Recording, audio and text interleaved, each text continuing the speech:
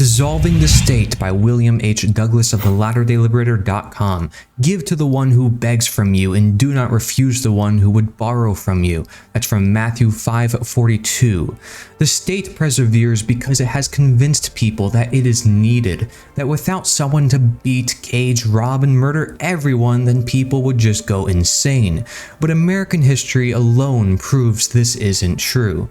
The fact that massive riots reacting against unjust and oppressive government laws takes place in cycles every 5 to 10 years have revealed the exact opposite of what statists claim is true. The product of the state is violence and insanity. All of its outcomes are twisted, mediocre, and ultimately only about extending or protecting its power. But most people do not know this because they have been mentally conditioned since childhood to think of the state as a secular messiah who can deliver them from all of their woes, and to think that any other possibilities are absurd. Getting around this mental conditioning, perhaps brainwashing considering the idolatrous effusions of love and subjection we are taught to pledge to the state and its glories from our youngest years, can be the most difficult task of all, but it is the most necessary. Everything else we will do will only be half measures if we do not wean people off their illusions of safety and reliance upon the state. Because as the history of the United States demonstrates, the bend of statism is always towards greater and greater totalitarianism. Minarchy is merely the antechamber of the total state. If we do not pull people away from their faith in the state altogether, then the result at best will only be a momentary pullback of the policing powers of the state. Momentary because they will increase again and again, sometimes slow and sometimes quickly, but always inevitably, until they arrive at where they are now once more and perhaps go beyond. If we hope to make things truly better, to cripple racism, nationalism, sexism, socialism, fascism, and all other forms of hatred and oppression, if we want to truly take from them their soul-crushing power, we must get rid of the state itself. So how do we do that? Said simply, you replace it. There are many terms for this, the two main being constructive programs and parallel institutions. Without going in depth into these concepts, something that can be its own long article, the brief explanation of this idea is that in order to replace the system of oppression, you have to construct a system that offers the people what they believe the oppressive system does, minus the oppression.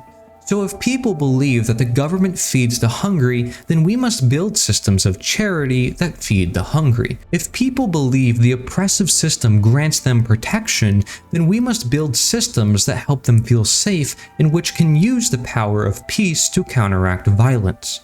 If people believe the oppressive system creates community, unity, and friendship, then we must build systems that create real community, real unity, and real friendship, even amongst nominal enemies. If people believe the oppressive system offers education, then we will have to build a system that puts education within the possibility of the poor. If people believe the state should manage justice, then we must build parallel institutions that help people achieve justice, and so on ad infinitum. One of the great things about these institutions is that they're multitudinous. Instead of one top-down model being forced onto hundreds of millions of people that is insanely expensive and fails to accomplish almost all of its most foundational goals, by building constructive programs and parallel institutions, we generate a plethora of systems that can be adapted to the wants and needs of the parent and student. Even more importantly, we can create the setting where new systems and new technologies, unthought of before, but which serve the needs of people way better than anything ever before, can be freely developed, voluntarily tested, and ably enacted. This diversity is one of the greatest strengths of these constructive programs. They allow people to find or develop systems that serve not just their needs. It allows people to build systems which can be adopted and adapted by others to meet their needs and improve their lives. Secular or religious, black or white, native born or immigrant, men or women, queer or straight, there are many needs we all have that overlap with others in needs which are also totally unique to us. Parallel institutions allows us to develop the methods that best meet our needs and create ways that we can help each other in a large variety of ways. Whereas the state forces one rigid method on everyone because it serves the needs, ways, and forms of those in power. It is essential that we help people see that not only do they not need the state, but that its existence actively hinders and works against the needs of the public.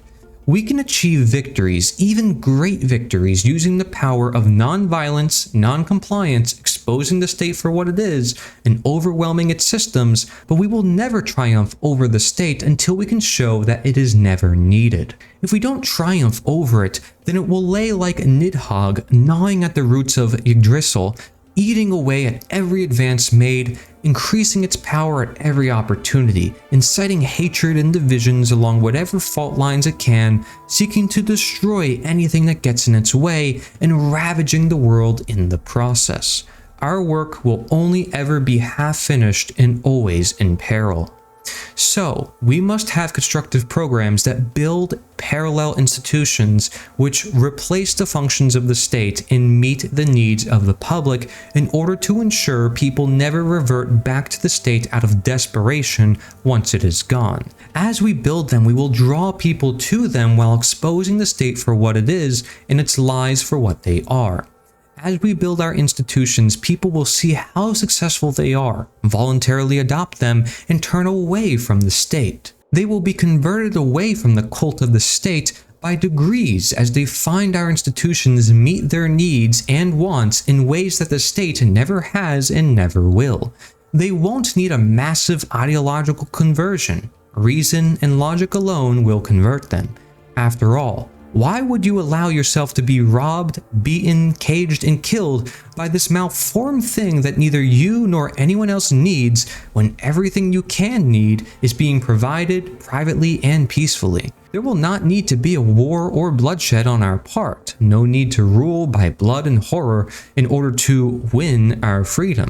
We will simply be free in the state, deprived of its extorted wealth and having no power over a fearless people, will dissolve like so much sea foam in the ocean breeze.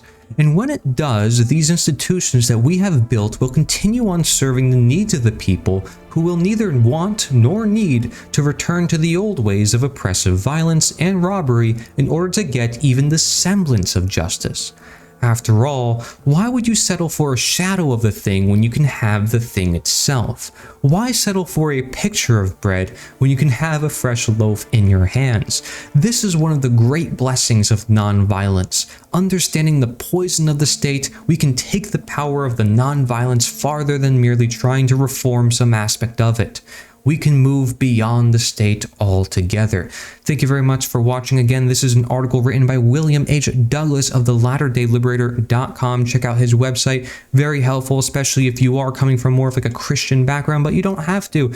I'm not one myself. I look at this picture of life of all these humans and I'm like, man, if we all agree violence is wrong, why are we legitimizing violence through the state? And this project I created called Liberator 2 helps show to people why they are legitimizing violence and they don't even realize that they are. So in case you don't know why you are or what resources are about this, there's tons on the website. So go to theliberator.us. That's theliberator.us. You can send us your article. I'll turn it into a video for you. You can network with others, share your events, activism. It's all there. Be sure to check it out. Thank you very much for watching.